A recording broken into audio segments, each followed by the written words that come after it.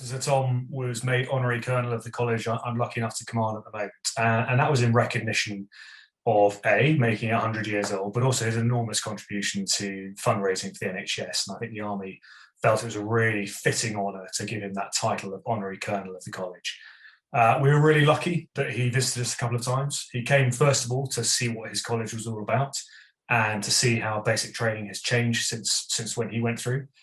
When he went through basic training, it was a couple of weeks before you were thrown out to the front line, as it were, and now things have changed. It's a much longer process, and the transformation is great. He really enjoyed to see how things had changed. He then came also to sort of be the inspecting officer for one of our graduation parades as well. So lucky enough to meet him on a couple of occasions, and both occasions he was an absolute gentleman, pleasure to host, and a real source of inspiration to the junior soldiers who saw this sort of grandfather of the nation, if you will, come and sort of watch over them. It's great. He served for 6 years, of which 4 of those were operational during the Second World War. And nevertheless, whilst that's a relatively short career, it sort of defined his life. And he would say, I think, that his values were set by that time he had the military, and the camaraderie he enjoyed with his regiment, that sort of endured throughout his life. In fact, he carried on being presided over his regimental association, if you will, for many, many years afterwards. And I think they see that as the ultimate example of a veteran and the way that the army can form someone's life. He came out when the nation needed him most. I think he recognised that he could make a difference. He was a huge optimist. Tomorrow will be a better day, and he often said that and genuinely believed it. I believe, a real man full of love and compassion. Also, he came into our lives around the anniversary of VJ Day as well, and I think he shone a light on a less well understood part of the Second World War that he had taken part in. So, lucky for a couple of reasons, I think, that he came to the fore at that time. I get the impression he perhaps didn't enjoy his basic training as much as some of the junior soldiers enjoy their basic training now. He professed to enjoying watching the drill rather than taking part in it, so perhaps that hadn't been his favourite. But he was absolutely about grasping opportunity, and the junior soldiers he spoke to, he would say, just absolutely grab life by the horns and get everything you can out of it. Really, really drive to see what you can get out of your career.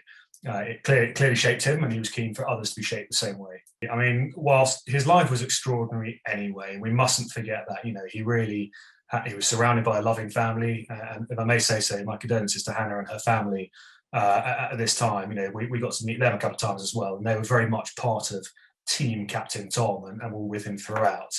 But not only did he have this sort of amazing life where he was a successful military career and then successful in business as well, it just so happens that the last year of his life brought him into this notoriety.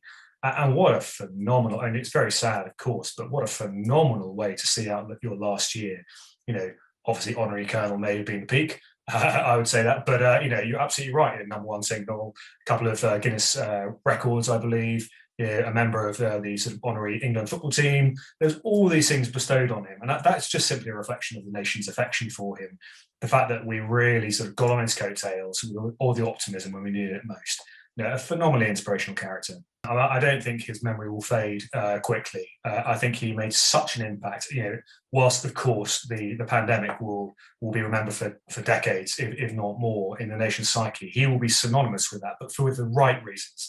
In the fact that he was the source of optimism, the source of hope, and a bit of a shining light into how to react to a national crisis. It's slightly the sort of wartime blitz spirits, if you will, but he was such an optimist that he carried everyone with him.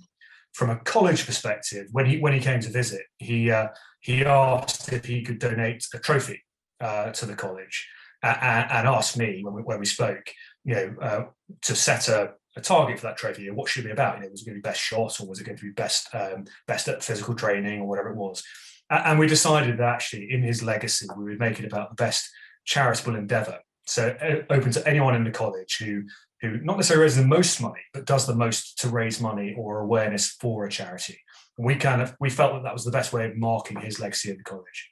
We are amongst a number of people who are lucky enough to meet him. I think everyone felt they got to know him, whether they physically met him or not. I mean, he was everywhere on our screens, doing what he did.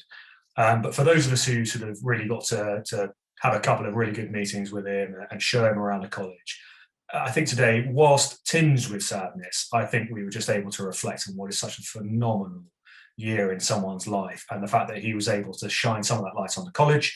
You know, we were basking in his reflective glory to the point, but also having that veteran who could really be that source of inspiration for soldiers of the future.